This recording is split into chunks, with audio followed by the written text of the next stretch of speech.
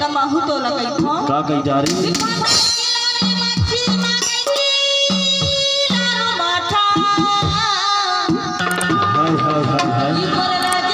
ऐसे दीवाना झूलवा रे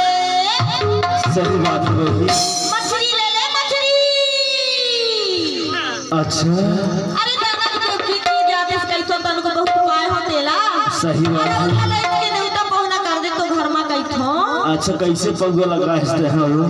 मैं 60 रुपए पौवा लगाए होगा बहुत सस्ता लगा है सो आज का है बहुत महंगाई के जमाना है अरे देख ना कतला हो लगते हो सब मछली न बैठे अभी ऐसे हाँ ता कतला सही हवा ता कुछ सो नहीं है ऐसे के जारे जाने नहीं है हदा की लानो मच्छी मंगा के लानो माथा नवल झूर वाले भाई मोर तुझे अपना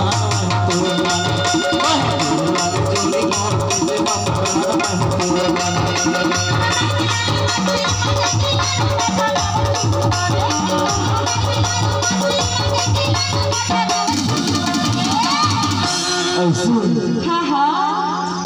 नवल झूल वाले जोड़ी रे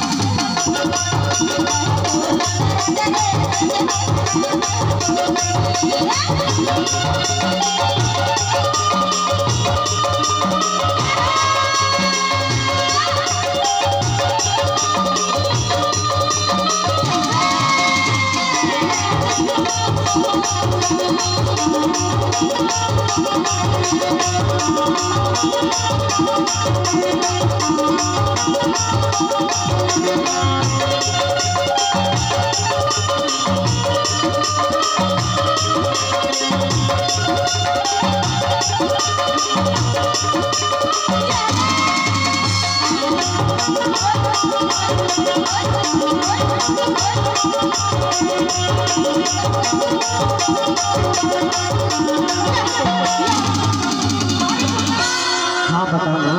कटिया फंस गए कस लगता है ऐसे कहा कटिया चाहिए बड़ी कटिया अरे पकड़ो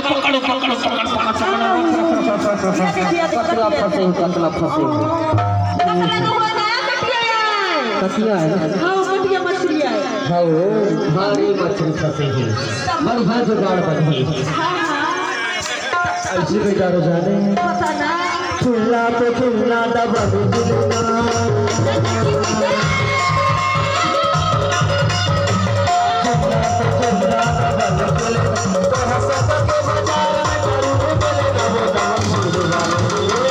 ऐसे के जारो जाने पता ना ना झूल वाले भाई मोर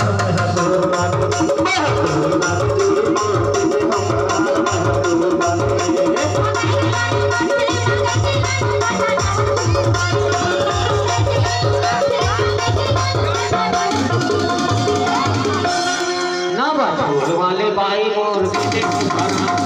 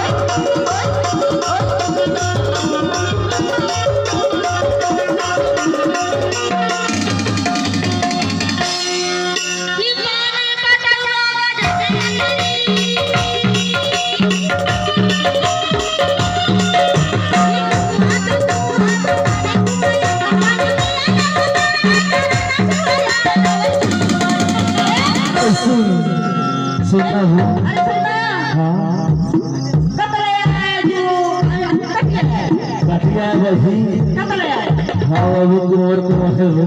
ऐसे और रक्षा सब ऐसे रखा हवे मतलब ऐसे हमने नहीं कैसे रखा है हाँ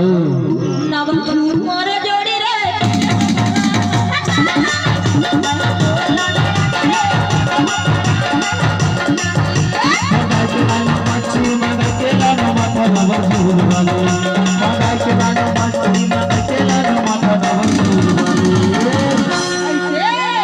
ऐसे क्या जाने बताना अब तो मछली है बकलर वही हाँ लेकिन ना हाँ चिकना के लायक ना करम करम चावे लगो ककरो चाहिए तो यही ना तो कहतो हाँ नावल झूठ